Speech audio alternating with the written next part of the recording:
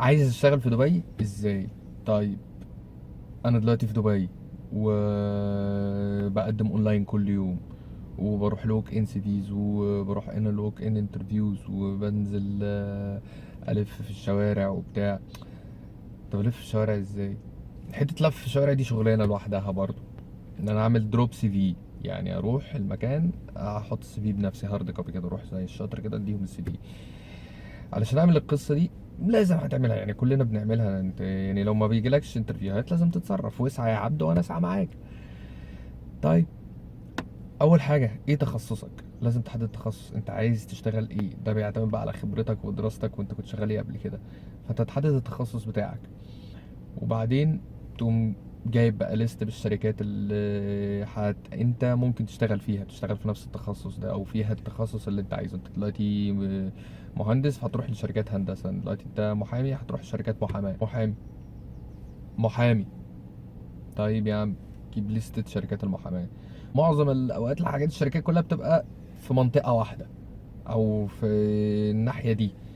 فانا هقوم نازل شايك حاجة سمارت كاجوال كده، علشان هنتعب النهاردة.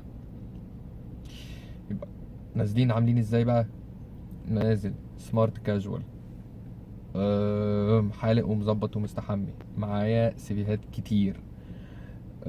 كل السي في متدبس، كل السيفيهات مطبوعة ومتدبسة. معايا بورتفوليو كده احط فيه سيفيهات عشان ما تتبهدلش.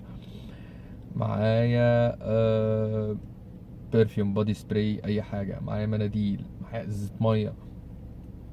معايا الليست الاماكن اللي انا هلف عليها مكتوبة او مطبوعة.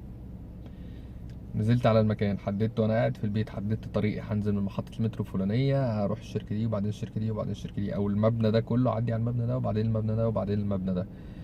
تنزل الصبح بدري 8 9، توصل هناك على 10، تاخدهم شركة شركة. طيب دلوقتي انت دخلت على الريسبشن، صباح الخير، ابتسامة حلوة، خلينا فريندلي. لو سمحت عايز اعمل سي في، لو سمحت عايز سي في I want to drop my CV. تقول لك اوكي، تقوم مديها السي في، تقول لها انا شغال على فكره كذا، انا شغال محامي وعندي خبره في المحاماه في مصر واشتغلت في الاماكن الفلانيه. بريف كده سريع كده بثقه. ده اسيب لك السي في كفايه ولا ابعت لك ايميل او ابلاي على الويب سايت؟ لو قالت لك ابعت ايميل او ابلاي على الويب سايت، قول لها بقى هاتي بقى كارت ولا هاتي ورقه نكتب فيها ايميل الويب سايت بتاعكم. عدينا دي، نقول لها طب انا ممكن اقابل حد دلوقتي؟ هل في فرصه دلوقتي ان انا اقابل حد اتكلم معاه؟ ممكن حظك حلو تقابل حد، وممكن تقول لك لا مفيش، فاحنا هنبعت السي في بتاعك. اوكي، قابلت حد، انت جاهز على التبس بتاعت الانترفيو بتاعتك بتاعت الوك ان، اللي هو تخش تعرف نفسك على طول وترك ترك وانا بعمل واسوي وهوبا، فاهم؟ بسرعه.